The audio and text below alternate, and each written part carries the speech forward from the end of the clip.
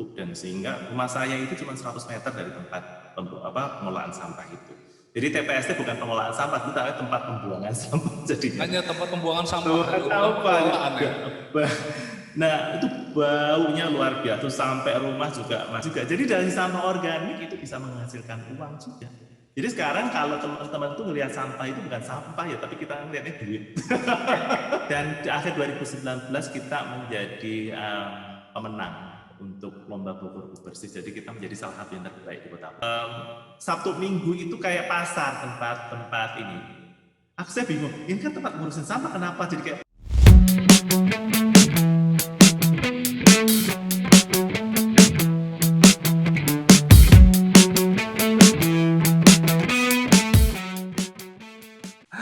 Hari ini kita udah di podcast keberapa nih? Ketiga gitu di Green Narration. So welcome yang buat yang pertama kali denger dan pertama kali nonton juga.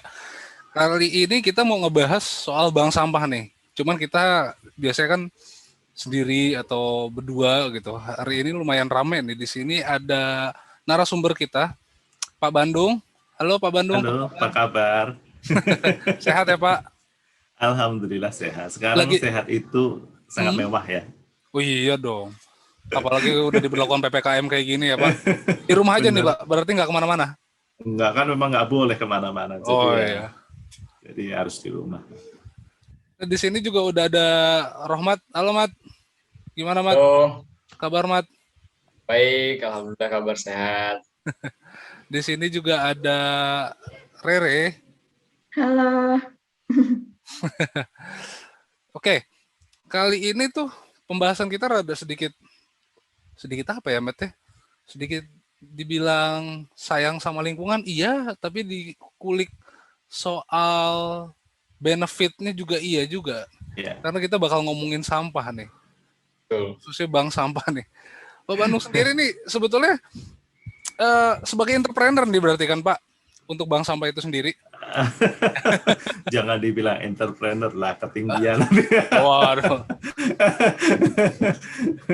Tapi mau nanya nih Pak, serius nih, mau nanya nih. Gimana? Asal muasal itu kepikirannya apa sih Pak? Yang mencetuskan ide oke lah buat bank sampah gitu. Karena ini banyak juga orang yang nggak tahu nih gitu kan, bank sampah itu apa sih gitu. Terus tiba-tiba Bapak tercetuslah bank sampah gitu. Ya. Oke, jadi sebenarnya pencetus bank sampah itu bukan saya ya. Ini kan mungkin boleh saya kenalin dulu ya. Boleh, ini kan boleh. Saya ada namanya TPST, Tempat Pengelolaan Sampah Terpadu di Mutiara Bogoraya di Bogor. Ya, dan saya memang ketua TPST-nya, tetapi sebenarnya yang banyak bekerja itu adalah teman-teman gitu. Jadi ide bank sampah itu adalah idenya teman-teman sebenarnya. Saya sih hanya dalam tanda petik saya cheerleaders deh. Begitu humble-nya nih ceritanya.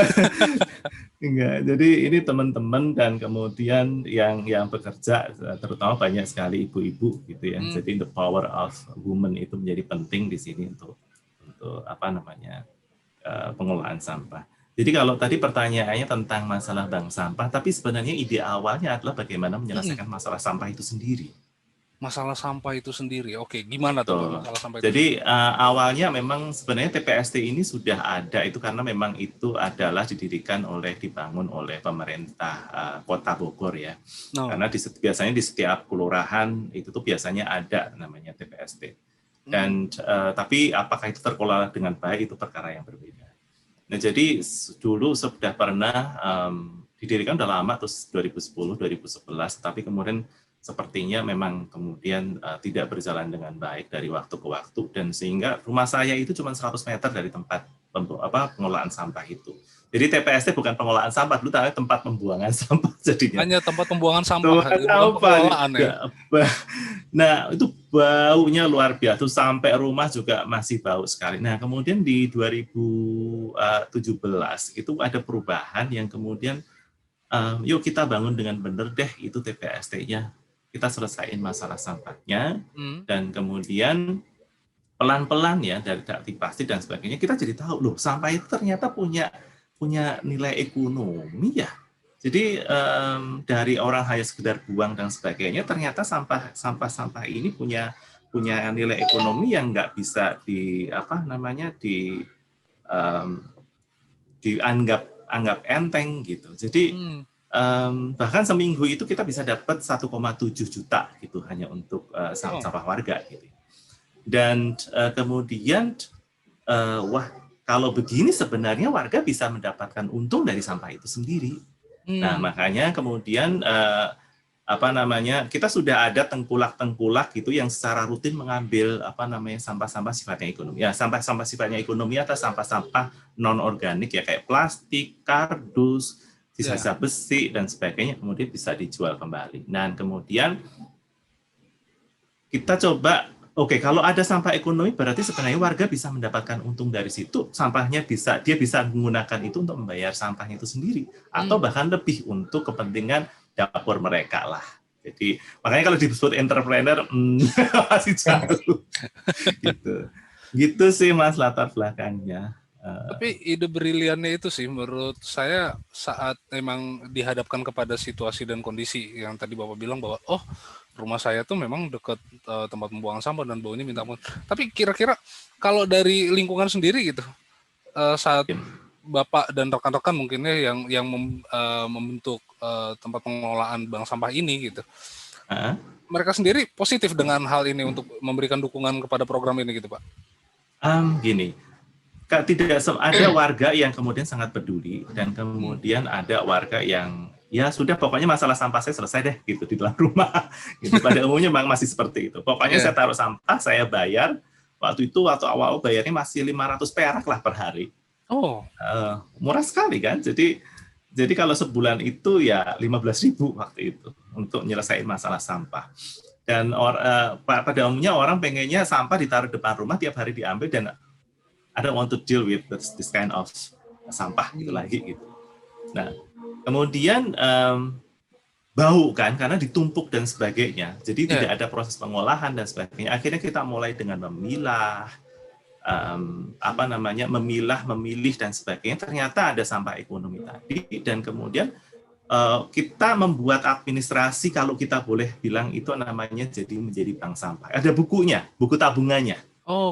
Ada tabungannya, lalu kemudian kita coba sosialisasikan.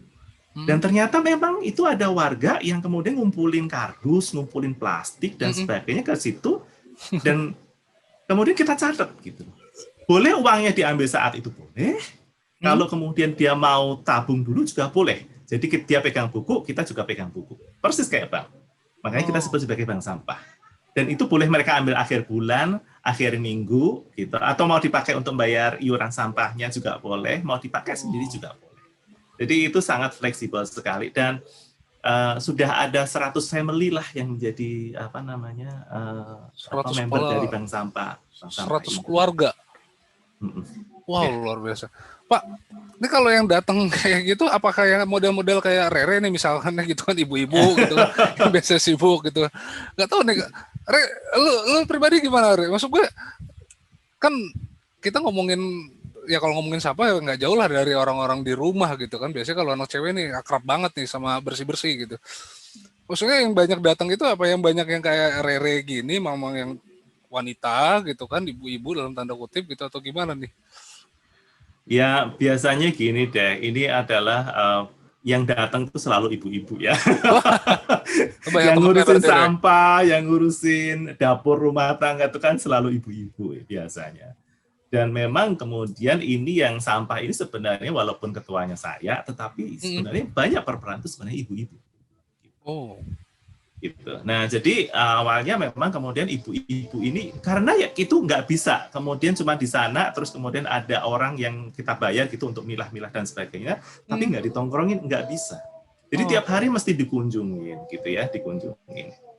Nah, kemudian setelah dikunjungin tiap hari manajemennya dibangun dengan baik, maka kemudian pengambilan sampahnya juga rutin dan kemudian tidak ada bau lagi.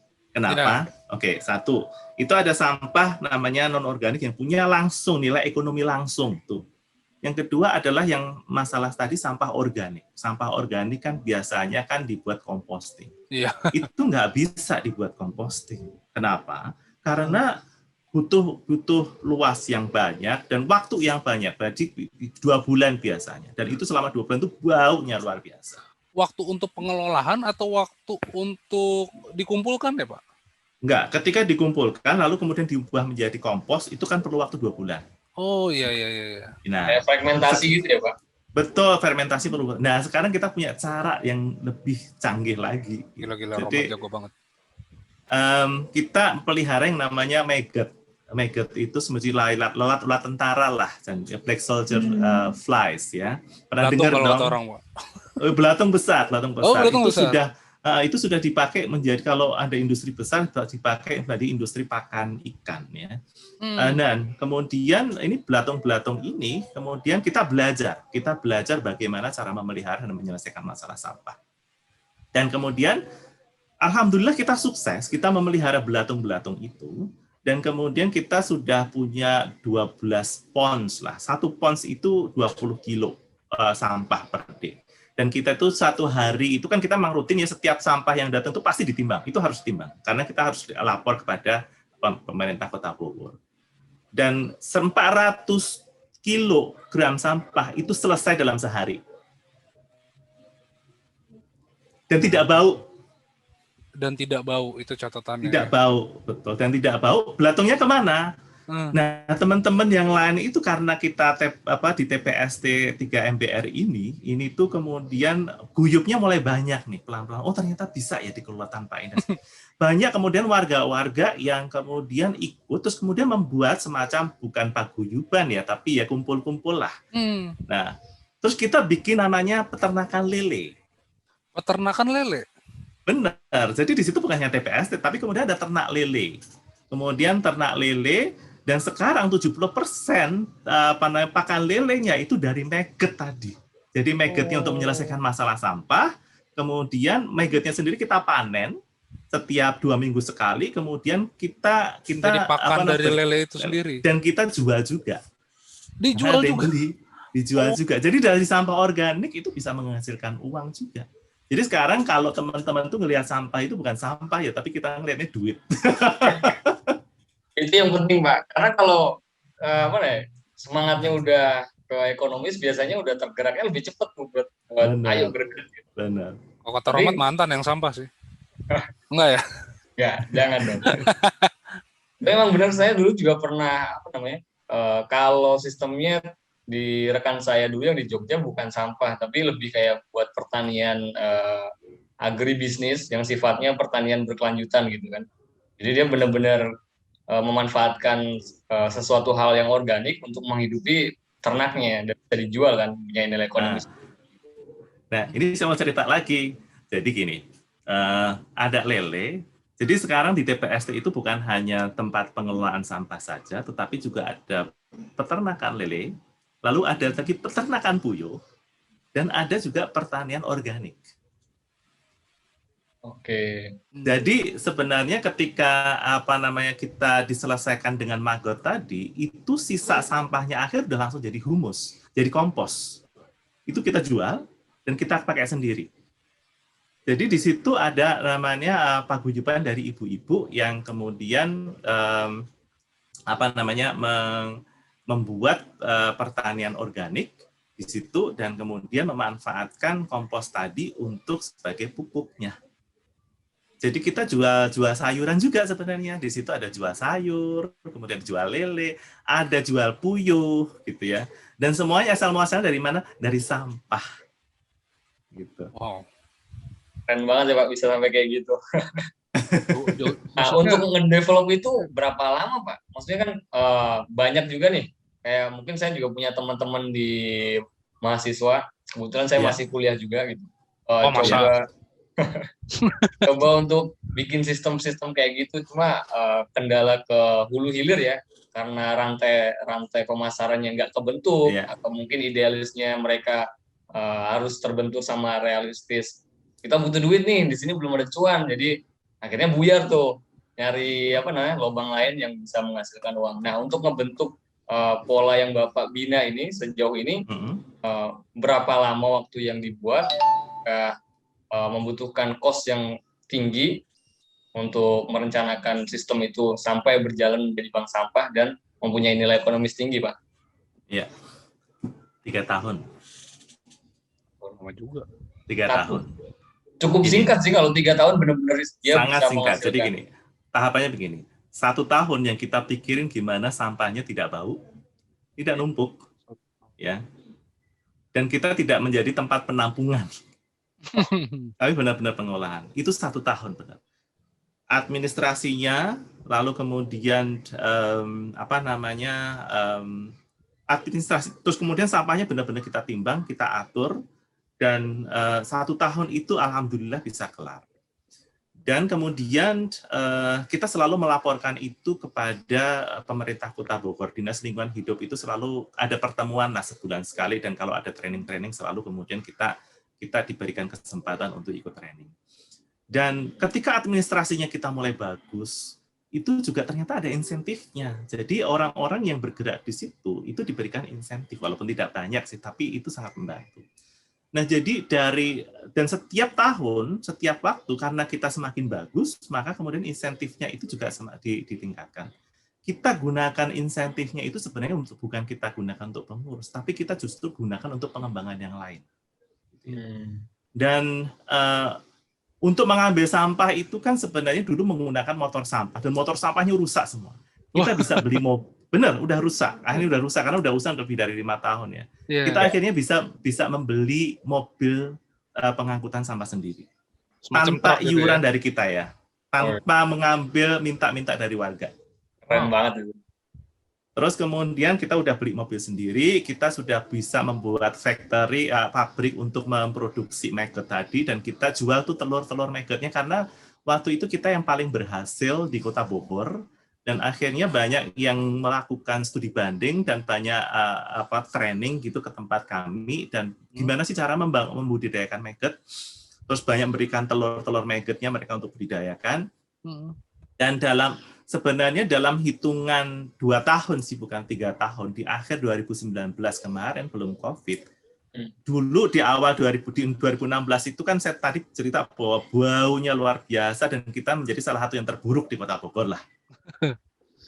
Dan di akhir 2019 kita menjadi pemenang untuk Lomba Bogor Bersih, jadi kita menjadi salah satu yang terbaik di Kota Bogor. So, itu 3 tahun sih. Jadi kalau boleh dibilang 3 tahun. Kalau sekarang berarti sudah 4 tahun dari 2017, 4 tahun kurang. Jadi yang paling berkesan itu adalah bagaimana kita membangun chemistry, membangun atmosfer yang kondusif dengan teman-teman warga di kompleks untuk ikut mensupport persoalan sampah ini. Baik, Pak, sedikit tanya nih. Ya. Yang saya juga penasaran sebetulnya, kalau pandangan Bapak sendiri gitu ya, bicara soal pengelolaan sampah itu sendiri gitu. Nah, pandangan Bapak gimana nih pengelolaan sampah di Indonesia saat ini itu seperti apa? Pengelolaan sampah di Indonesia itu kan masalahnya gini ya. Jadi sampah itu masih menjadi persoalan yang signifikan di negara kita. Betul. Dan itu selalu ada namanya pembuangan, bukan pengelolaan ya, pembuangan sampah akhir yang pada akhirnya sangat mengganggu ekosistem di kanan kirinya, membuat pencemaran di sungai-sungai, dan kemudian membuat timbulnya banyak sekali penyakit. Nah, ya di antaranya demam berdarah, terus kemudian disentri dan sebagainya, yang kemudian E. coli juga kemudian ada di parit-parit dan di sungai-sungai, dan itu menimbulkan pencemaran di mana-mana. Apalagi kalau sampah yang dibuang di situ bukan hanya sampah sampah harian ya, tapi kemudian ada sampah-sampah yang lain. Dan itu memang harus diatasi. Jadi selama ini kan kayak ada kebuntuan ya di negara kita gimana cara mengolah sampah. Betul, kalau di Singapura kan udah ada insinerator ya, kemudian sampahnya diubah menjadi energi listrik gitu ya. Tapi kok kayaknya kita belum. Makanya kemudian semangat kami itu adalah bukan hanya menyelesaikan persoalan ini. Kalau model ini bisa diaplikasikan di seluruh kelurahan, nggak usah jauh-jauh, di Bogor aja. Kebayang dong masalah sampah selesai. Masalah sampah selesai, terus kemudian bisa menghasilkan uang, terus kemudian bisa memberikan kehidupan bagi orang-orang gitu, warga yang ada di situ. Bisa menjadi tempat berlatih, bisa menjadi, dan kalau datang saya undang deh kapan-kapan ke sini ya, kalau kemudian sudah nggak lockdown, boleh ke tempat boleh kami. Banget. Ya, Pak. Pasti harus datang ini, Pak. Itu di background saya itu real ya, saya nggak download dari internet, itu memang belakang rumah kami gitu ya, belakang kompleks, dan itu pemandangannya, dan itu sampahnya memang di situ, tempat pengolahan sampahnya di situ. Dan ini sudah banyak sekali menjadi tempat untuk studi banding, baik kemudian dari UI sering sekali, kemudian dari IPB, kemudian dari dari Australia dan Kanada juga datang ke situ. Biasanya kalau studi banding mereka bawa ke tempat kami. Terus kemudian dari berbagai tempat juga ada, dan sekarang bukan hanya menjadi tempat pengolahan sampah, tapi ini menjadi semacam learning center ya, karena kemudian ada mahasiswa yang melakukan research di situ untuk S1-nya. Jadi, jadi ya semoga ini bisa menjadi inspirasi untuk tempat-tempat yang lain, dan juga bisa menjadi model kalau ini bisa diaplikasikan di wilayah-wilayah yang lain. Sebenarnya kita bisa secara mandiri gitu mengatasi persoalan sampah. Saya tertarik tadi kan karena Bapak mention beberapa universitas gitu ya, bahkan dari luar gitu kan. Ya objektifnya macam-macam gitu. Tapi ada nggak sih Pak kayak bentuk kerjasama? Ya kan kadang mungkin dari beberapa kampus gitu mereka bisa mengolah, bukan cuma mengolah si sampahnya menjadi apa gitu ya, atau membudidayakan apa hasil dari si budidaya sampah itu menjadi apa lagi gitu. Tapi kayak mungkin kita bisa support ini nih kayak alat atau apa gitu, alat pengolahan something gitu. Ada nggak sih Pak bentuk-bentuk yang kayak gitu biasanya? Iya, jadi memang dengan kita jadi pemenang tadi ya, terus kita banyak dikunjungi, ternyata itu banyak sekali yang menawarkan bantuan. Wah. Jadi kita nggak nyari-nyari bantuan, tapi kayaknya ya karena yang berkunjung itu bukan hanya Pak Camat, Pak Lurah, kemudian Pak dari pemerintah kota, tetapi kemudian dari Kementerian Pertanian, dari Perikanan dan sebagainya itu pada datang gitu. Terus kemudian Badan Ketahanan Pangan Nasional juga datang. Gitu. Oh iya? Ya. Dan kemudian kita banyak mendapatkan yang tadi saya bilang kan pengembangannya kan impact-nya kan adalah ada paguyuban yang khusus untuk paguyuban ketahanan pangan. Kita dapat bantuan itu. Bantuan 50 juta untuk pembibitan waktu itu. Tapi jangan berpikir bahwa 50 juta dikasih 50 juta ya. Enggak. Bentuknya adalah bibit, terus kemudian ada screenhouse kecil gitu ya untuk rumah bibit. Terus kemudian kita menyebarluaskan menanamin bibit itu menjadi sayuran, terus kemudian juga membagikan kepada warga. Dan ternyata itu dilihat menjadi catatan sukses. Ketika menjadi catatan sukses, kemudian ada lagi yang memberikan bantuan untuk membuat pertanian hidroponik. Hidroponik.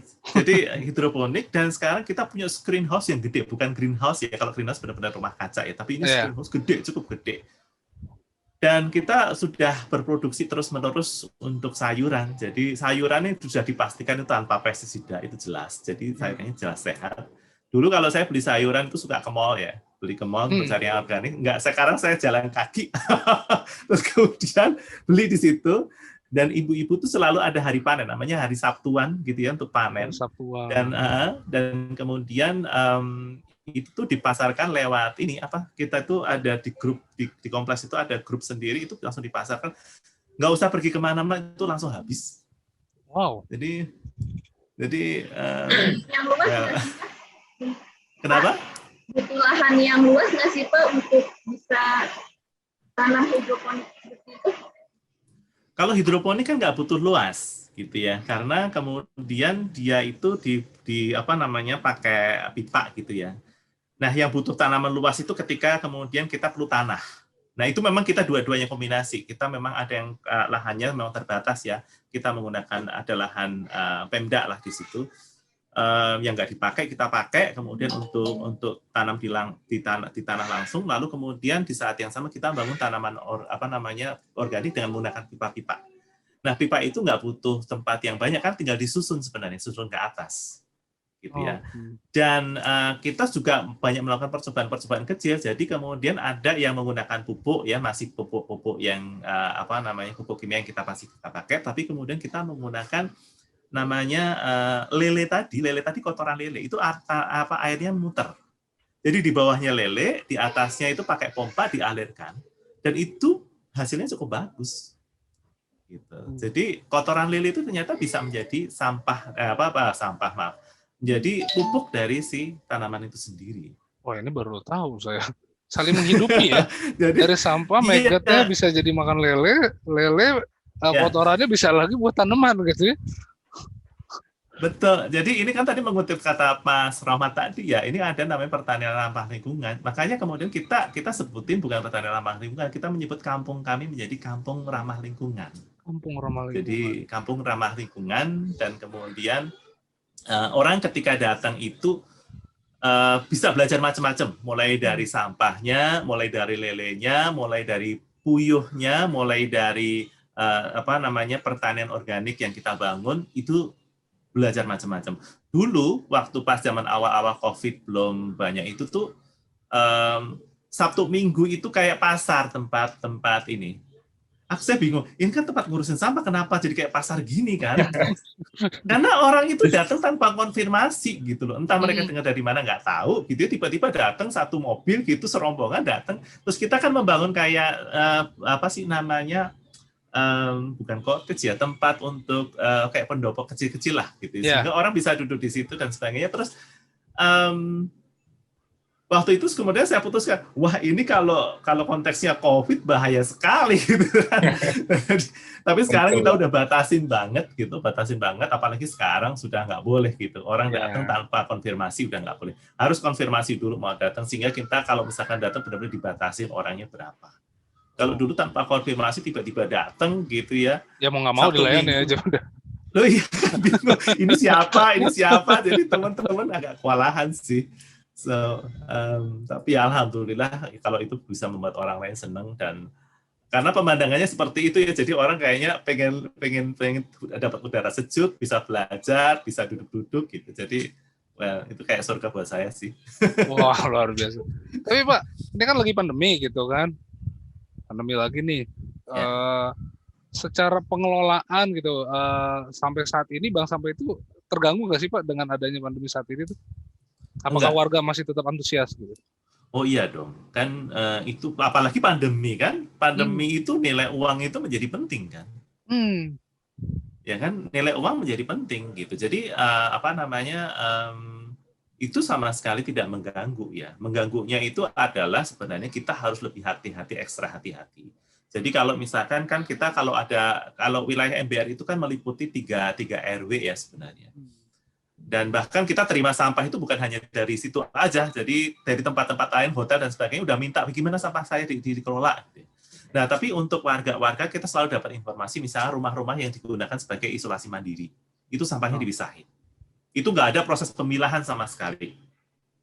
Bakar jadi, atau plastiknya disendiriin, dan itu langsung kemudian dibuang.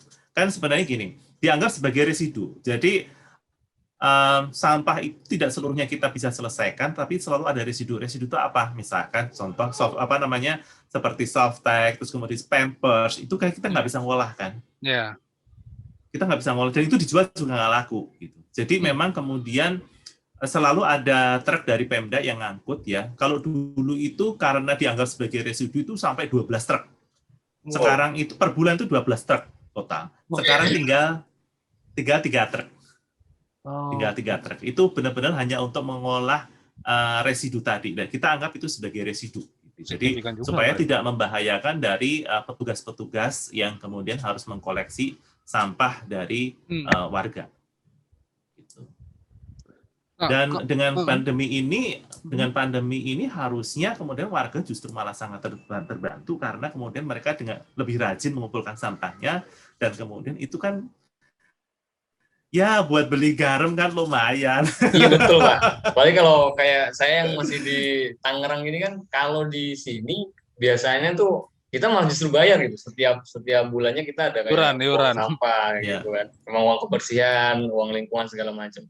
Nah, ini seharusnya kalau program bank sampah ataupun pemanfaatan sampah menjadi nilai ekonomis benar-benar bisa diaplikasikan dan dicontoh, masyarakat sangat terbantu. Dan bagaimana kayak tadi nih Pak, kalau di kalangan saya atau anak-anak muda ini sebenarnya ada banyak yang pengen bergerak di sana, cuma kayak belum ada wadah yang menaungi itu, sehingga ketika dia bergerak sendiri malah ujung-ujungnya kebentur lagi nih, realistis lagi kan, wah ini butuh duit nih, kayaknya belum ada nilai ekonomisnya di sana, seperti itu sih. Itu yang kemudian awalnya juga bingung gitu kan, gimana ngelola sampah ini, caranya gimana kok semuanya perlu kos, ternyata enggak. Jadi setelah kita dalamin ternyata sampah itu juga memberikan penghasilan gitu yang kemudian bisa digali dari situ dan diambil dari situ. Walaupun sebenarnya untuk sampah sendiri memang warga masih kita tetap untuk bayar ya. Karena kalau sifatnya semua gratisan kok kayaknya gini, dulu itu air kan kita minum dari kendi, bener nggak? Ya. Kan? Nah, direbus di rumah sendiri. Sekarang kayaknya kalau bayar kayaknya lebih trendy ya. Beli aqua lebih trendy daripada bawa dari rumah. So, itu tuh filosofi yang kayaknya masih apply untuk sekarang, dan kayaknya memang orang perlu membayar sampah gitu ya untuk untuk menyelesaikan persoalan. Betul. Mereka bisa tidak membayar sampah ketika mereka membantu proses pemilahan dari rumah. Ya kan? Yeah. Nah, kita itu sebenarnya membayar sampah itu adalah untuk membayar orang-orang yang kemudian harus mengumpulkan sampah dari mereka. Dan itu sebenarnya orang-orang itu, jadi sebenarnya sampah sendiri juga bisa memberikan penghidupan buat orang lain. Kita itu sekarang mempekerjakan 12 orang. Dan itu dari kampung sebelah. Dan itu menjadi pekerjaan utamanya mereka. Bayangin aja. Iya, itu dari pekerjaan utamanya mereka. Dan mereka yang kemudian mengambil sampah-sampah dari warga, dan kemudian mereka kemudian juga dibina untuk bisa melakukan pemilahan, tapi di tempat TPST. Nah, kebayang nggak kalau kemudian itu bisa dilakukan oleh warga sendiri dari rumah? Harus disiplin. Misalkan habis makan, ini adalah sampah organik, ini non-organik. Pisahkan. Itu akan sangat mengurangi kos. Gitu. Nah, tapi kemudian kan kita perlu waktu ya untuk membuat orang merasa aware, merasa peduli dan sebagainya. Nggak semua warga itu kemudian juga mau ikut-ikutan di situ. Ada warga yang sangat peduli, yang kemudian yang dicari sih sebenarnya katanya sih gini. Aku tuh seneng kok bisa kumpul-kumpul. Jadi mereka tuh mencari hiburan gitu di situ. Bukan hanya faktor peduli, tapi kemudian juga akhirnya begitu. Karena selalu ada kegiatan yang kemudian dan kegiatannya itu bukan kegiatan yang kemudian ngabisin waktu gitu. Kegiatan yang kemudian pada akhirnya juga bisa mendatangkan uang. Ya. Jadi gitu sih, Mas. Kalau saya cerita nggak ada habis ya. Nggak apa-apa, Pak. Tenang aja. Tapi saya mau nanya, Pak. Kalau untuk tadi kan kita bicara sisi positif gitu kan, harusnya juga menuai reaksi positif gitu.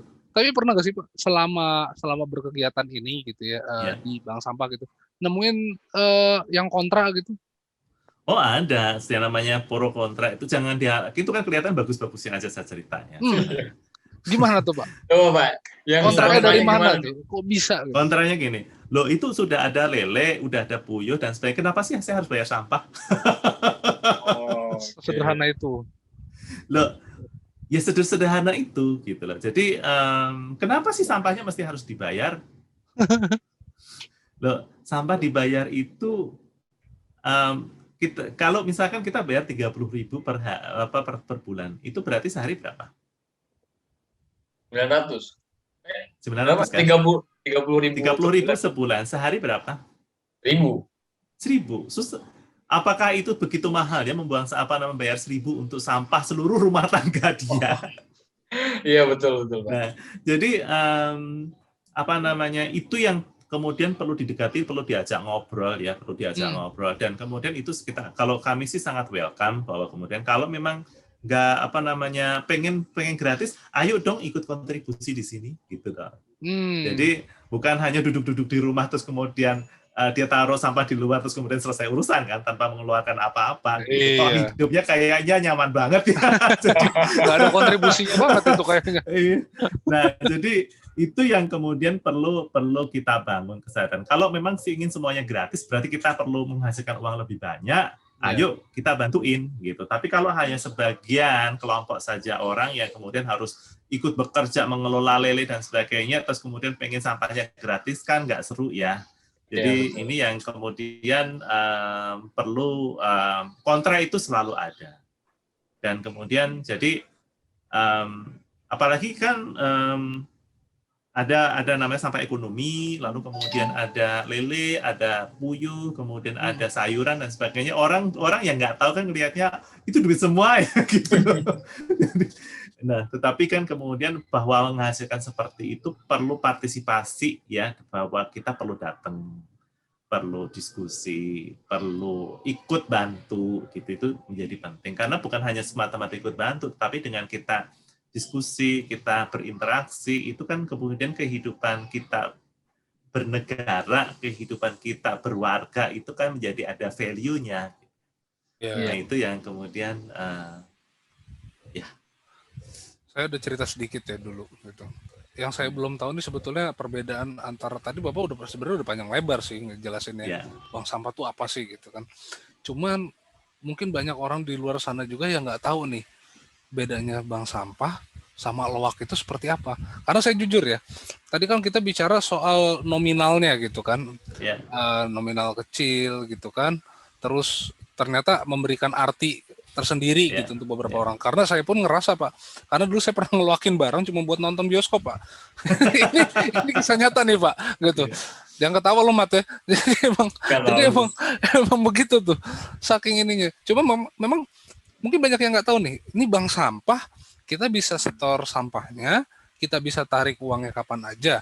Nah, kalau dibedakan sama loak, mungkin sepengetahuan orang secara umum gitu, oh ya ini barang loak, terima uang selesai gitu kan. Nah, kalau dari jenis sampah atau sistemnya gimana sih Pak? Gitu. Ya, gini, biasanya loak itu adalah barang-barang yang masih memiliki nilai guna. Ya kan, nilai guna ya kan, misalkan apa nih jam gitu ya, jam udah nggak kepake, nggak mau pakai, kita mau buang nih, tapi kita juga nggak rela nih buang tempat sampah karena itu masih ada nilainya. Biasanya kan tukang loak suka muter ya. Iya benar. Kita suka muter, betul. Terus kemudian kita kumpulin dulu, lalu kemudian ini hasil nilainya kita jual. Dan kenapa diloakin? Karena mereka masih bisa perbaiki dan kemudian dijual kembali.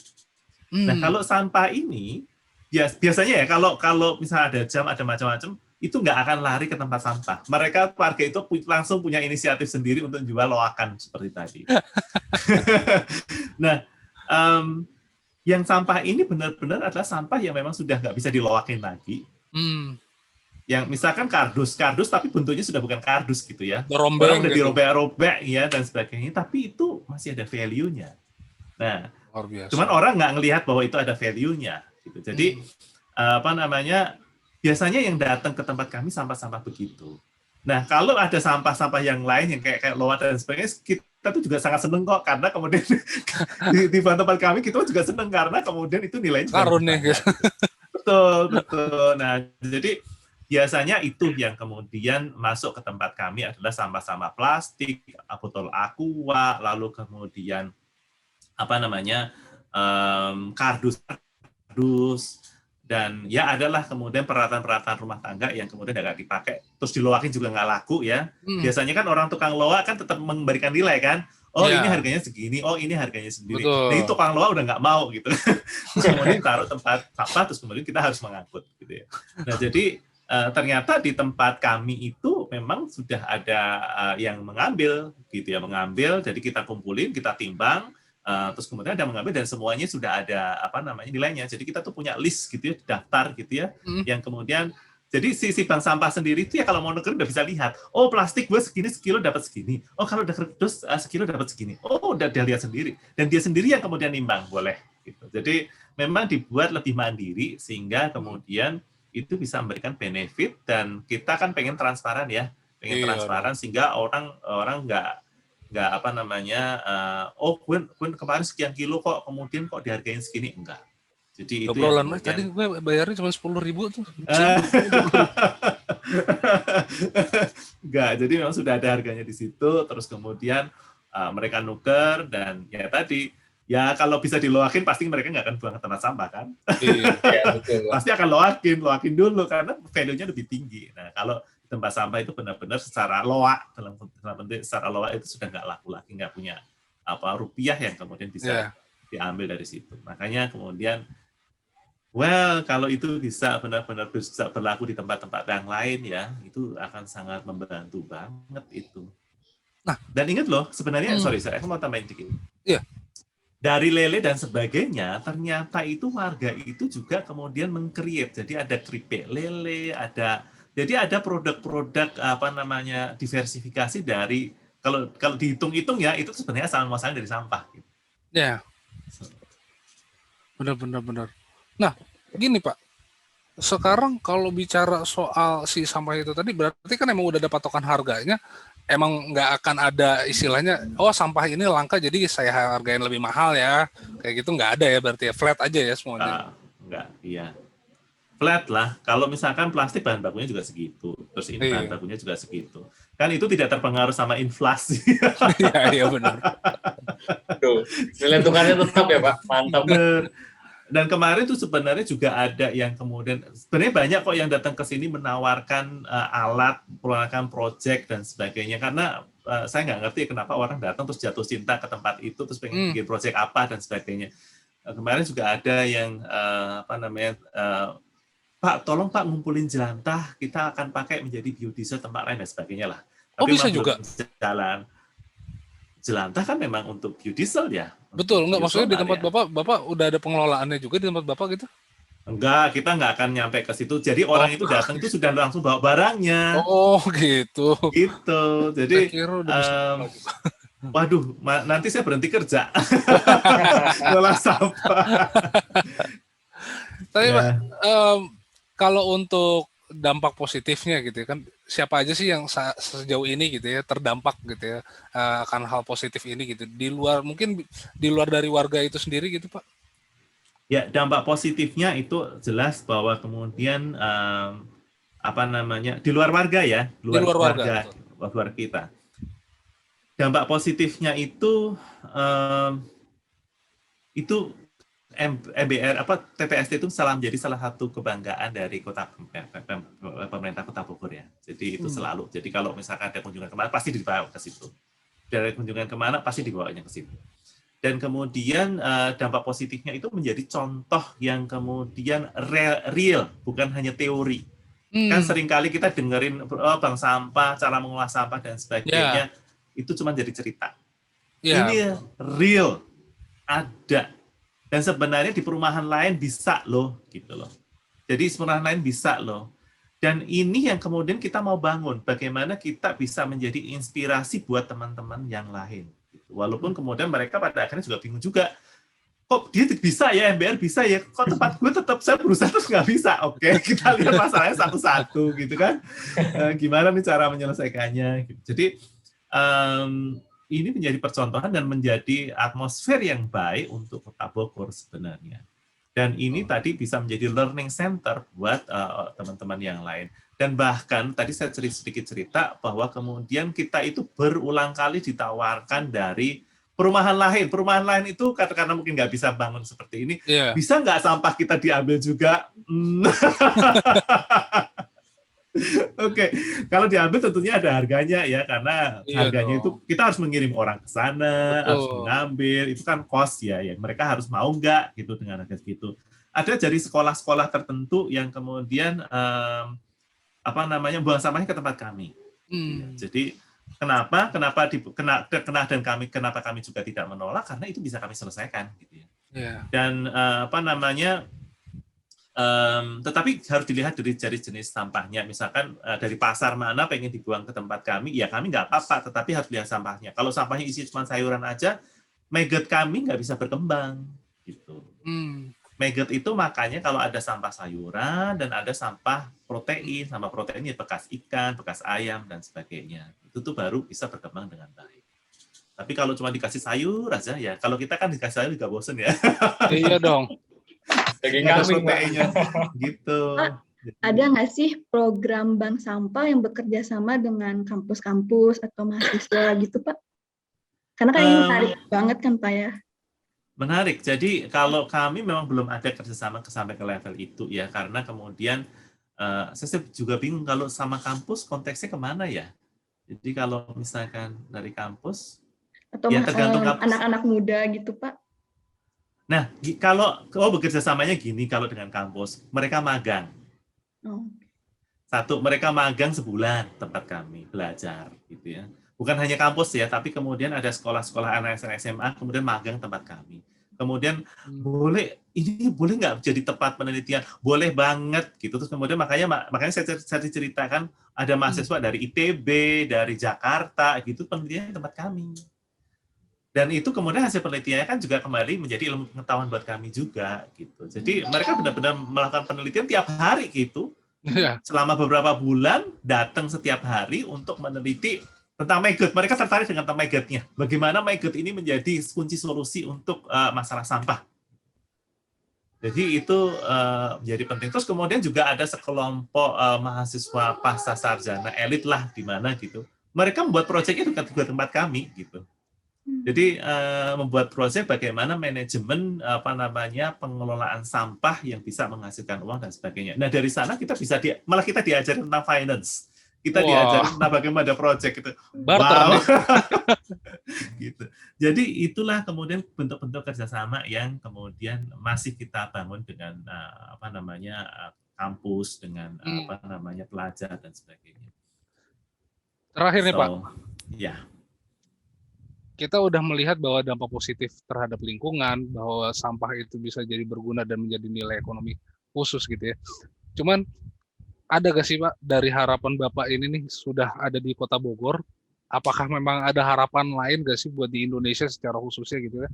Kayaknya akan lebih baik jika di program ini berada di seluruh Indonesia kah? Atau mungkin Bapak punya ide-ide brilian lagi nih ke depannya nih, selain bank sampah nih, kira-kira apa sih yang supaya membuat lingkungan ini tuh bisa memanfaatkan sampah dengan jadi lebih baik, sekaligus juga membersihkan lingkungan tentunya gitu. Iya.